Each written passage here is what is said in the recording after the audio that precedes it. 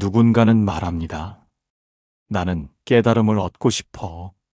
하지만 그 말을 하는 순간 이미 깨달음에서 멀어진다고 부처님께서는 말씀하셨습니다. 혹시 여러분도 이런 생각을 해보신 적이 있으신가요? 나는 언제쯤 깨달음을 얻을 수 있을까? 내가 평생 수행을 해도 부처님처럼 될 수 있을까? 또는 깨달음을 얻으면 모든 고통이 사라지고 완벽한 평화가 찾아올까? 일상에서도 우리는 비슷한 마음을 품곤 합니다. 직장에서 힘든 일이 생기면 이 모든 것에서 벗어나고 싶어라고 생각하고, 관계에서 상처받으면 더 이상 아프지 않는 사람이 되고 싶어라고 바랍니다. 그래서 명상을 시작하고 경전을 읽고 절에 다니기 시작하죠. 하지만 시간이 지나도 여전히 화는 나고 슬픔은 찾아오고 번뇌는 끊이지 않습니다. 그러면 우리는 좌절합니다. 아, 나는 깨달음과는 거리가 먼 사람인가 보다. 하지만 부처님의 가르침에는 놀라운 진실이 숨어 있습니다. 깨달음이란 우리가 생각하는 그런 멀고 특별한 무언가가 아니라는 것입니다. 깨달음은 어떤 초능력을 얻는 것도, 완벽한 사람이 되는 것도, 모든 감정에서 벗어나는 것도 아닙니다. 오늘 우리는 함께 이 여정을 떠나려 합니다.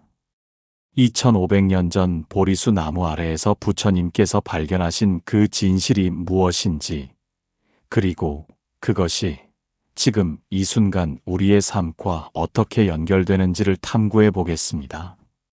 깨달음에 대한 오해를 벗어던지고 진정한 자유가 무엇인지 함께 발견해 보시겠습니까? 지금부터 조용히 마음을 열고 부처님과 제자의 대화 속으로 들어가 보겠습니다.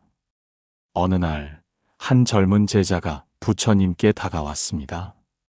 그의 눈빛에는 간절함이 가득했습니다.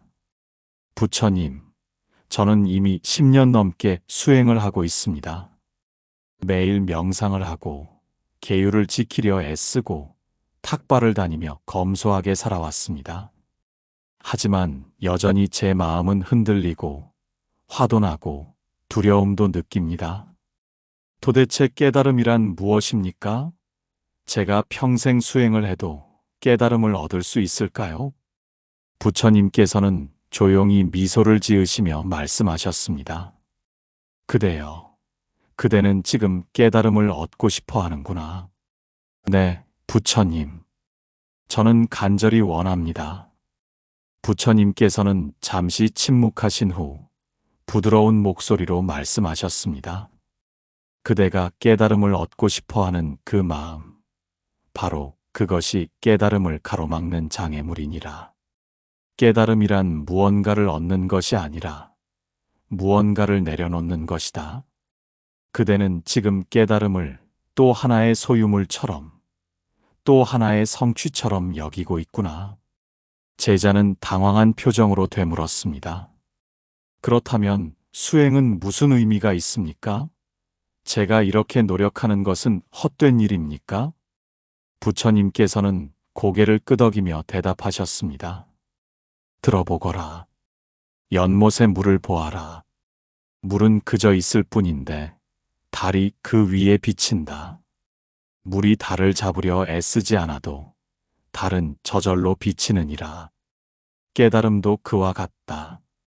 그대가 깨달음을 쫓으면 쫓을수록 그대는 깨달음에서 멀어진다.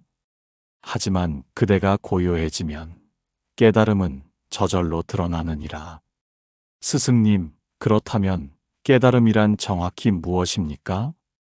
부처님께서는 깊은 눈빛으로 제자를 바라보며 말씀하셨습니다. 깨달음이란 현실을 있는 그대로 보는 것이니라. 욕망의 렌즈, 혐오의 렌즈, 망상의 렌즈를 통해서가 아니라 맑은 눈으로 세상을 보는 것이다.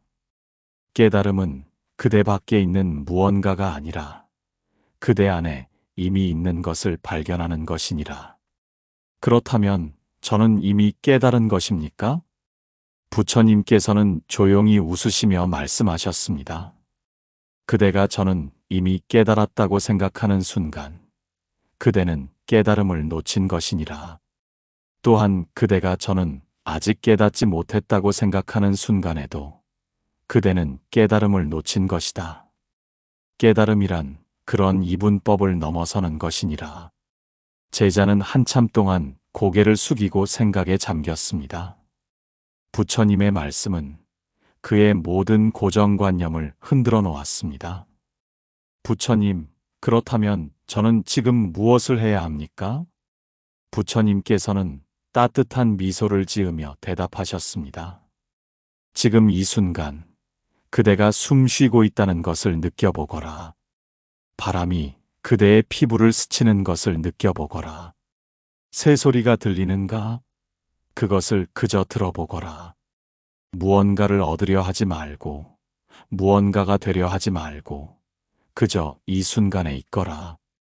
그것이 바로 깨달음의 시작이니라. 며칠 후, 제자는 다시 부처님을 찾아왔습니다. 이번에는 더 깊은 의문이 그를 괴롭히고 있었습니다. 부처님, 제가 부처님의 가르침을 따라 지금 이 순간에 머물러 보려 했습니다. 하지만 고통이 찾아올 때면 저는 여전히 흔들립니다. 어제 제 친구가 저에게 심한 말을 했을 때 저는 분노를 느꼈습니다. 그것을 있는 그대로 본다는 것이 무슨 의미입니까? 분노를 느끼면서도 깨어 있을 수 있습니까? 부처님께서는 조용히 고개를 끄덕이셨습니다. 그대의 질문은 매우 중요하구나. 많은 이들이 깨달음을 얻으면 고통이 사라진다고 생각한다. 하지만 그것은 큰 오해이니라. 그렇다면 깨달음을 얻어도 고통은 여전히 남아 있습니까? 부처님께서는 미소를 지으시며 말씀하셨습니다. 들어보거라. 화살을 맞으면 아프다. 그것은 첫 번째 화살이니라. 하지만 사람들은 여기서 멈추지 않는다. 왜 하필 나를 맞췄지? 이것은 불공평해. 나는 불행한 사람이야. 이런 생각들이 두 번째, 세 번째 화살이 되어 계속 날아온다. 깨달은 사람은 첫 번째 화살을 맞을 수 있다. 하지만 두 번째 화살은 스스로 쏘지 않느니라. 제자는 눈을 크게 뜨며 물었습니다. 그렇다면 깨달은 사람도 슬픔을 느낍니까? 화를 느낍니까? 그렇다. 몸이 있고 마음이 있는 한 감각은 있느니라. 하지만 그 감각에 집착하지 않고 그 감각을 자아와 동일시하지 않는다. 비가 오면 땅이 젖는다. 하지만 비가 그치면 다시 마른다. 깨달은 사람의 마음은 그와 같으니라. 부처님, 그것은 너무 어렵게 느껴집니다. 제가 화가 날 때 어떻게 그것에 집착하지 않을 수 있습니까? 부처님께서는 손을 들어 하늘을 가리키셨습니다. 저 하늘을 보아라. 구름이 지나가고 있다. 구름을 하늘이라고 생각하는가? 아닙니다, 부처님. 구름은 하늘을 지나가는 것일 뿐입니다. 그렇다. 마찬가지로 화는 그대의 마음을 지나가는 구름과 같다. 그대가 나는 화가 났다라고 말할 때 그대는 구름과 하늘을 혼동하는 것이니라. 진실은 내 마음에 화라는 감정이 지나가고 있다는 것이다. 이 차이를 아는 것, 그것이 바로 깨달음이니라. 제자는 깊이 숨을 들이쉬고 천천히 내쉬었습니다. 부처님, 그렇다면 제가 화를 느낄 때 제가 해야 할 일은 무엇입니까? 그저 알아차리는 것이니라. 아, 지금 화라는 감정이 일어나는구나. 이것이 화구나. 판단하지 말고, 억누르지 말고, 그저 보거라. 마치 어머니가 우는 아이를 바라보듯 부드러운 눈길로 그대의 감정을 바라보거라. 그러면 그 화는 저절로 사라질 것이니라. 부처님께서는 잠시 침묵하신 후 깊은 목소리로 덧붙이셨습니다. 기억하거라, 제자야. 깨달음은 감정이 없어지는 것이 아니라 감정에 지배당하지 않는 것이니라. 파도는 여전히 일지만 그대는 더 이상 파도에 휩쓸리지 않는 것이다. 그대는 바다가 되느니라. 제자는 눈을 감고 부처님의 말씀을 마음 깊이 새겼습니다. 처음으로 희망이 보이기 시작했습니다. 다음 날 아침, 제자는 명상을 하던 중 문득 깨달음을 얻고 싶다는 욕망이 다시 올라오는 것을 느꼈습니다. 그는 부처님을 찾아가 이 혼란스러운 마음을 털어놓았습니다. 부처님, 저는 부처님의 말씀을 따르려 노력하고 있습니다. 하지만 실제로 일상에서는 어떻게 해야 합니까?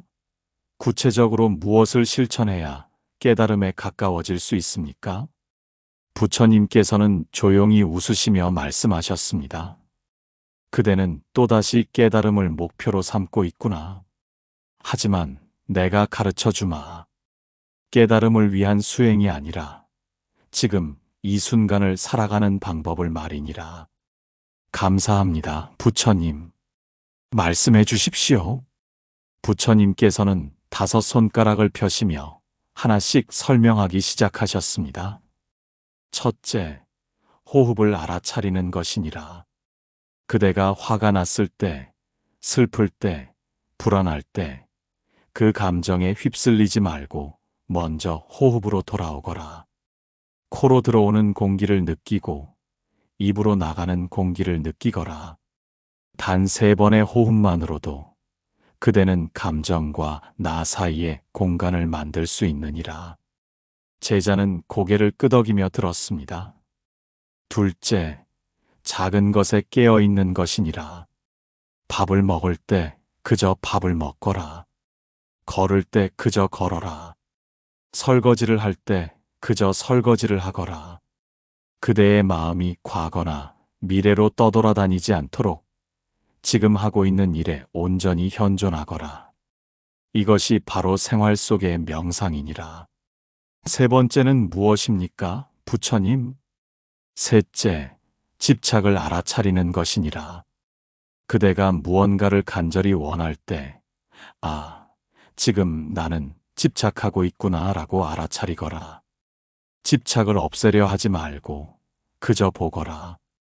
마치 거울이 모든 것을 비추되 아무것도 붙잡지 않듯 그대도 그렇게 하거라.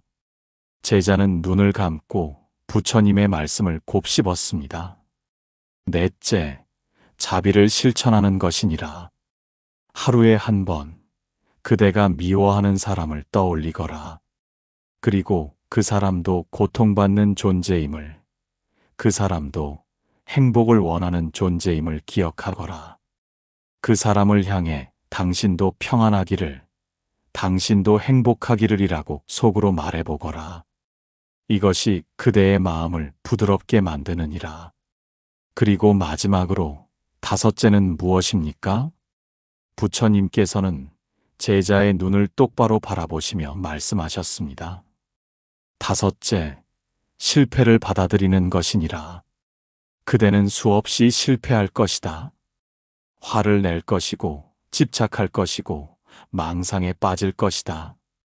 그때마다 그대 자신을 용서하거라. 아, 나는 아직 수행 중이구나. 괜찮아. 다시 시작하면 돼. 라고 말하거라. 깨달음이란 완벽해지는 것이 아니라 불완전함을 받아들이는 것이니라. 제자는 눈시울이 붉어졌습니다. 부처님, 저는 지금까지 제가 완벽해져야 한다고, 더 이상 실수하지 말아야 한다고 생각했습니다. 그래서 매번 실패할 때마다 절망했습니다. 부처님께서는 따뜻하게 미소 지으시며 제자의 어깨에 손을 얹으셨습니다. 그대여, 연꽃은 진흙 속에서 피어난다. 진흙이 없다면 연꽃도 없느니라. 그대의 불완전함, 그대의 고통, 그대의 실수, 이 모든 것이 그대를 깨달음으로 이끄는 흙이 되느니라. 그러니 오늘부터 작은 것 하나만 실천해 보거라. 하루에 한 번 호흡을 알아차리는 것, 그것만으로도 충분하니라. 일주일 후 제자는 큰 깨달음을 얻은 듯한 표정으로 부처님을 찾아왔습니다. 그의 얼굴에는 흥분과 기쁨이 가득했습니다. 부처님, 어제 명상을 하던 중에 저는 놀라운 경험을 했습니다. 갑자기 모든 것이 하나로 느껴졌고 저와 세상 사이의 경계가 사라졌습니다. 이것이 바로 깨달음입니까? 부처님께서는 조용히 제자를 바라보시다가 천천히 고개를 저으셨습니다. 그것은 아름다운 경험이었겠구나. 하지만 그것은 깨달음이 아니라 하나의 경험일 뿐이니라. 제자는 실망한 표정을 지었습니다. 그렇다면 깨달음은 도대체 무엇입니까? 제가 이렇게 노력해도 깨달음을 얻을 수 없다면 저는 무엇을 위해 수행하는 것입니까? 부처님께서는 깊은 한숨을 내쉬시며 말씀하셨습니다. 제자야, 그대는 여전히 깨달음을 특별한 무언가로 생각하고 있구나. 깨달음은 특별한 경험이 아니니라. 깨달음은 평범함 속에 있느니라. 평범함이라고요? 그것이 무슨 뜻입니까? 부처님께서는 땅을 가리키시며 말씀하셨습니다. 이 땅을 보아라. 땅은 그저 땅이니라. 하늘을 보아라. 하늘은 그저 하늘이니라. 깨달음 전에는 산은 산이고 물은 물이었다. 수행하는 동안에는 산은 산이 아니고 물은 물이 아니었다. 하지만 깨달음 후에는 다시 산은 산이고 물은 물이니라. 제자는 혼란스러운 표정으로 되물었습니다. 그렇다면 아무것도 변하지 않았다는 말씀입니까? 모든 것이 변했지만 아무것도 변하지 않았느니라. 그대의 보는 눈이 변한 것이니라. 전에는 욕망과 혐오의 색안경을 쓰고 세상을 보았다. 지금은 맑은 눈으로 세상을 보느니라. 그것이 전부니라. 부처님께서는 잠시 침묵하신 후 더 깊은 진실을 말씀하셨습니다. 제자야, 내가 깨달음에 대한 가장 큰 비밀을 알려주마. 깨달음이란 그대가 이미 완전하다는 것을 아는 것이니라. 그대는 부족한 존재가 아니다. 그대는 채워야 할 빈 그릇이 아니다. 그대는 이미 완전하니라. 다만 그것을 모르고 있을 뿐이다. 저를요? 이렇게 불완전한 저도 이미 완전하다는 말씀이십니까? 그렇다. 진흙 속의 연꽃 씨앗은 아직 꽃이 피지 않았다. 하지만 그 씨앗 안에는 이미 연꽃이 모두 들어있느니라. 그대 안에도 이미 부처가 있다. 다만 그것이 드러나지 않았을 뿐이니라. 제자의 눈에서 눈물이 흘러내렸습니다. 부처님, 그렇다면 저는 무엇을 해야 합니까? 부처님께서는 부드럽게 미소 지으시며 말씀하셨습니다. 아무것도 하지 말거라. 그저 있거라. 꽃이 피기 위해 애쓰지 않듯 그대도 깨달음을 얻기 위해 애쓰지 말거라. 다만 물을 주고 햇빛을 쬐이고 바람을 쐬게 하거라. 그것이 바로 수행이니라. 그러면 때가 되면 꽃은 저절로 피느니라. 하지만 부처님, 저는 여전히 의심이 듭니다. 제가 정말 깨달을 수 있을까요? 부처님께서는 단호하게 말씀하셨습니다. 그대가 깨달을 수 있을까? 라고 묻는 한 그대는 깨달을 수 없느니라. 왜냐하면 깨달을 사람과 깨달음을 분리하고 있기 때문이다. 진실은 그대와 깨달음이 둘이 아니라는 것이니라. 물고기가 물을 찾을 수 있을까? 라고 묻는 것과 같다. 물고기는 이미 물 속에 있느니라. 제자는 한참 동안 침묵했습니다. 그리고 천천히 고개를 들어 부처님을 바라보았습니다. 그의 얼굴에는 평화가 깃들어 있었습니다. 부처님, 이제야 조금 알 것 같습니다. 제가 찾던 것은 이미 여기 있었군요. 저는 지금까지 제 발밑을 보지 못하고 멀리만 바라보고 있었습니다. 부처님께서는 깊이 고개를 끄덕이시며 말씀하셨습니다. 그렇다 제자야. 그대가 지금 느끼는 그 평화, 그것이 바로 깨달음의 향기니라. 그것을 붙잡으려 하지 말거라. 그저 그것과 함께 있거라. 매일매일 순간순간 그저 있기만 하거라. 그것으로 충분하니라.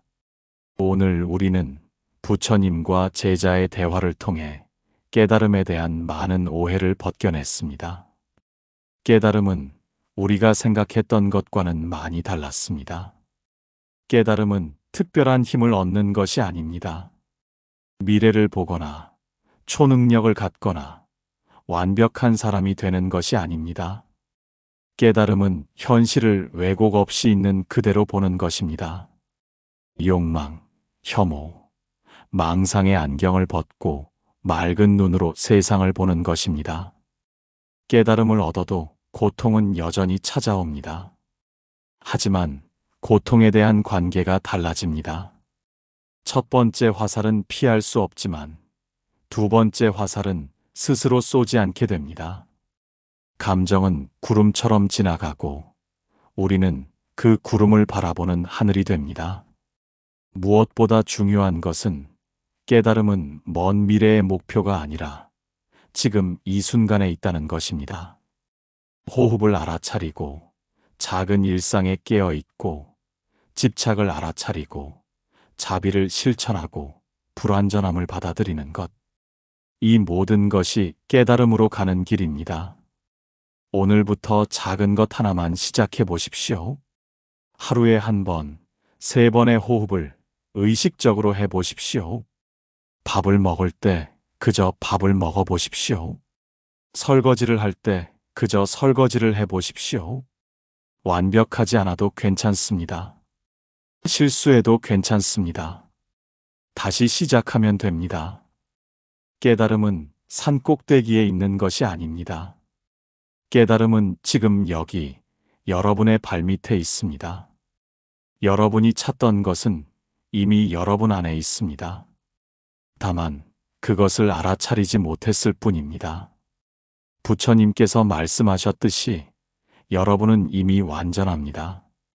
부족한 것을 채워야 할 존재가 아닙니다. 여러분 안에는 이미 부처가 있습니다. 다만 그것이 드러나기를 기다리고 있을 뿐입니다. 오늘 이 영상이 여러분의 여정에 작은 등불이 되었기를 바랍니다.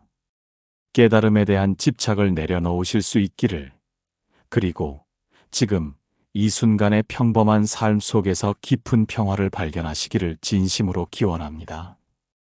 이 영상이 도움이 되셨다면 좋아요를 눌러주시고 구독 버튼을 눌러주세요. 여러분의 작은 응원이 더 많은 분들에게 부처님의 지혜를 전하는데 큰 힘이 됩니다. 그리고 댓글로 여러분의 이야기를 나눠주세요. 오늘 가장 마음에 와닿은 부처님의 말씀은 무엇이었나요? 혹은 여러분만의 깨달음의 순간이 있으셨나요? 여러분의 한 줄 한 줄이 다른 분들에게 큰 위로와 용기가 됩니다. 여러분은 이미 충분히 괜찮습니다. 지금 이대로도 완전합니다.